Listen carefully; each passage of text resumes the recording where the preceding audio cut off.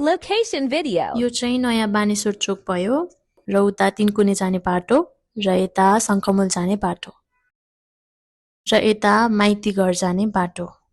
तपाईहरु चाहिँ डाइरेक्ट शङ्खमुल जाने बाटोनिर सिधै अगाडि बढ्नु होला र थोरै अगाडि बढेपछि तपाईले त्यहाँ एनबी सेन्टर देख्नुहुन्छ र त्यसको थोरै अगाडि बढेपछि हल्का हिँड्दै गएपछि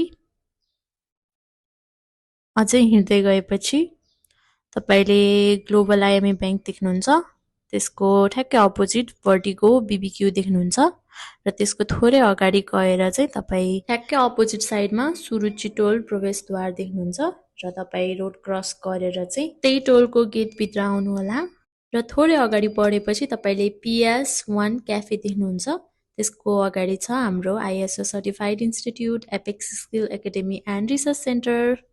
होप यो भिडियोले तपाईलाई धेरै सजिलो बनाउनेछ हाम्रो लोकेसन खोज्नलाई।